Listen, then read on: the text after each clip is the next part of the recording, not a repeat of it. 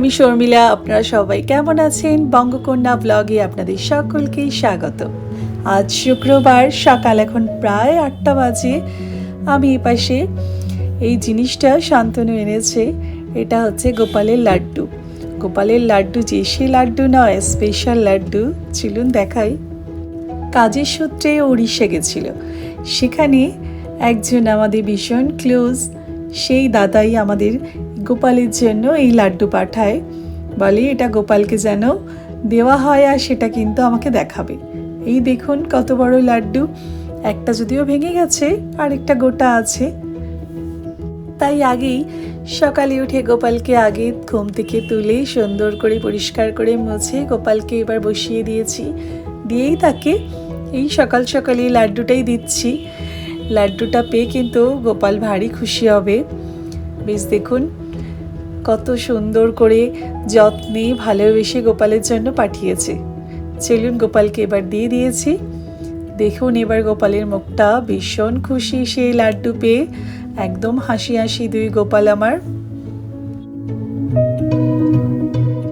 দেখুন সকাল সকাল লাড্ডু পেয়ে কিন্তু গোপাল ভারী খুশি। চলুন আমি এবার আমার রোজকার মর্নিংয়ে যেটা থাকে চিয়া সিড আমি এটা ভিজিয়ে রাখি একদম রাতে, তারপর মর্নিংয়ে এটা খেয়ে নিই। তুলি আর বুবু স্কুল বেরোবার পরেই কিন্তু আমি এটাকে খেয়ে নিই। আজ আমি ওরা বেরিয়ে যাওয়ার পরেই, যেহেতু গোপালকে পুজো দেব, তাই ভালো করে ব্রাশ করে এটা খাচ্ছি। কিন্তু এটা কিন্তু বাসি মুখে খাবেন। বাসি মুখে খেলে না আমাদের জিভের ভিতর যে লালাগুলো থাকে সেটা কিন্তু আমাদের শরীরের জন্য ভীষণ উপকার, জানেন। সেই বাসি মুখে আপনি চিয়া সিড খাবেন বা আমলা খাবেন বা কাঁচা হলুদ খাবেন, সেগুলো কিন্তু যা গুণ দেবে বাসি মুখে খেলে এর গুণ কিন্তু দ্বিগুণ হয়ে যায়। এবার ঝটপট করে আমাদের একটু ব্রেকফাস্ট করে নিচ্ছি। শান্তনু অফিস বেরোবে, তাই একটু চিড়ের পোলাও করে নিচ্ছি। ও নিয়ে যাবে, আমিও খাবো। ঝটপট এপাশে করে নিয়েই তারপর রান্নাটা বসিয়ে দেব। একবার জানেন এই চিড়ের পোলাও করতে গিয়ে আমার এক কাণ্ড হয়েছিল। এইরকম চিড়েটা ঝুরঝুরে ছিল না, জানেন। তখন আমার বিয়ের পরেই যখন আমার শাশুড়ি মা বলেন চিড়ে ধুতে, তাকে এমন করে ধুয়েছি যেন মনে হচ্ছে সেদ্ধ ভাত হয়ে গেছে। তারপর থেকে একটু একটু করে শিখে নিয়েছি ওনার কাছ থেকে কেমন করে করে। তারপরে দেখুন চিড়ের পোহা কিন্তু দারুণ হয় আজকাল আমার। এপাশে একটু ম্যাকেন ভেজে নিচ্ছি, ওকে একটু টিফিনে দিয়ে দেব, আর একটু চিড়ের পোহা দিয়ে দেব। চিড়ের পোহা বলুন, চিড়ের পোলাও বলুন, সব একই, শুধু নামগুলো একটুখানি এদিক ওদিক হয়ে যায়। এই রকম নাম জানেন আমারও অনেক গন্ডগোল হয়ে যেত যখন আসামে থাকতাম। তাই আমার খুব অসুবিধে হতো, ওরা শকে চ বলে না চকে স বলে, জানেন। যাই হোক সেই গল্প পরে আসবো। আজ একটু ধোকা বানাবো, তাই এপাশে ধোকার প্যাকেট থেকে ধোকাটা বোলের মধ্যে ঢেলে নিয়েছি, আর উষ্ণ একটু জল দিয়ে একটা আন্দাজ মতো এটাকে মিক্সড করে রেখে দেব। জাস্ট স্বাদ মতো একটু সামান্য চিনি আর নুন, আর ব্যাস। তারপরে এটা একটু আধা ঘন্টা মতো একটু ভেজানো থাকবে। তারপরে এটাকে ভালো করে একটা কড়ার মধ্যে হোক বা ননস্টিক প্যানে হোক একটু 1 চামচ সাদা তেল দিয়ে নাড়াচাড়া করে নিলেই ব্যাস। তারপরে ধোকার যেমন সুন্দরভাবে আপনারা যে কোনো ছাঁচে যে কোনো ডিজাইন করে যে কোনো আকারের শেপ দিয়ে দিতে পারবেন। এরপর আমি এটাকে একটু নাড়িয়ে দেখছি যে হয়তো মনে হচ্ছে একটু জলটা টেনে নিয়েছে, তো সামান্য একটু জল দিতে হবে।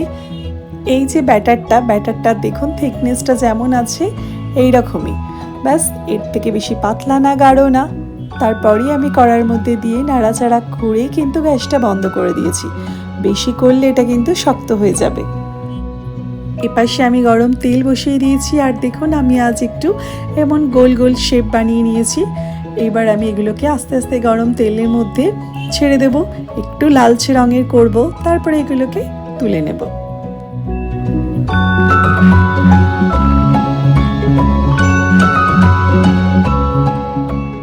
আমার এবার অলমোস্ট ভাজা হয়ে গেছে। এবার এগুলোকে একটা একটা করে তুলে নিই। এরপর আমি এটা আজ একদম নিরামিষ বানাচ্ছি। আর এপাশে কিন্তু আমি একটু আদা ছেঁচে নিয়েছিলাম। একটু গরম তেলের মধ্যে আদা দিয়ে 2-3টে কাঁচা লঙ্কা দিয়ে নাড়াচাড়া করে আর একটু গোটা জিরে ফোড়ন দিয়েছিলাম। এবার এক এক করে একটু মশলাগুলো দিয়ে নিচ্ছি। এটা কিন্তু নিরামিষ রান্না হিসেবে দারুণ লাগে। মশলাটা যা হয় একটু ধনে জিরে গুঁড়ো, একটু গুঁড়ো লঙ্কা, একটু আন্দাজ মতো নুন, সমস্ত কিছু দিয়ে আর আলুগুলোকে দিয়ে নাড়াচাড়া করেই ব্যাস আমার এপাশে ঝোলটা আমি ফুটতে দিয়েছি। আর এপাশে দেখুন আমার এই গোল গোল শেপ করে যে আমি ধোকাগুলো করেছি কি সুন্দর মুচমুচে হয়েছে। ধোকা কিন্তু গরম ভাতের ডালের সাথে এরকম মুচমুচে ধোকা মন্দ হয় না বলুন। এরপরে কিন্তু ঝোলটা একটু ফুটে গেছে, এবার আমি ওপর থেকে ধোকাগুলোকে দিয়ে দিচ্ছি।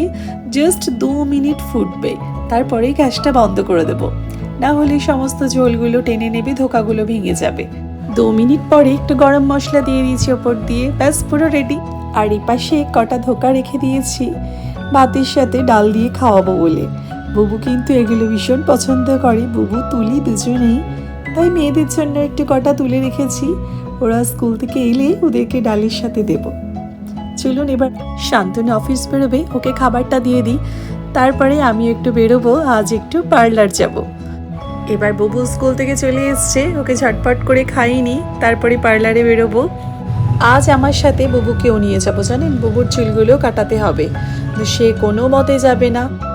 সেই আলটিমেটলি জানেন আমাকে একাই আসতে হলো, সে ভীষণ কান্নাকাটি, সে নাকি চুল কাটবে না।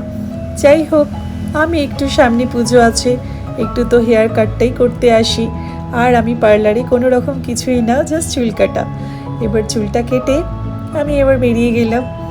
দেখুন তো কেমন লাগছে আমার চুলটা কাটার পর, জানি না, দেখি আবার শান্তনু কি বলবে। পুজোর সময় একটু নিউ লুকস ভালোই লাগে বলুন।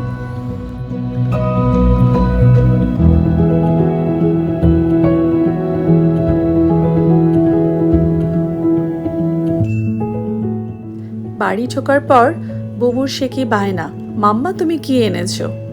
তার তো যা লাগে, সে বাইরে যাবে না ঠিক কথা, কিন্তু বাইরের কিছু জিনিস তার ঠিক খাওয়া চাই।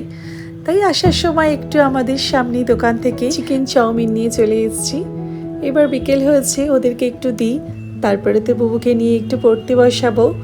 তাই ও তো আজ ভয় আমার সাথে বেরোলো না, যদি ওকে চুলটা আমি আরও ছোট করে দিই, তার এখন ভীষণ ইচ্ছে একটু চুল বড় করার, জানেন।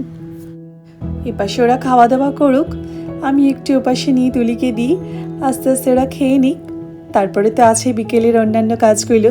চলুন আজকের মতো ব্লগটা আমি এখানেই শেষ করছি। আপনারা ভালো থাকবেন, সুস্থ থাকবেন, পজিটিভ থাকবেন, আর আমার ব্লগগুলো কেমন লাগে আপনাদের কমেন্ট করে জানাবেন। ভালো লাগলে একটা লাইক শেয়ার করে দেবেন। আজকের মতো এখানেই শেষ করলাম, টাটা।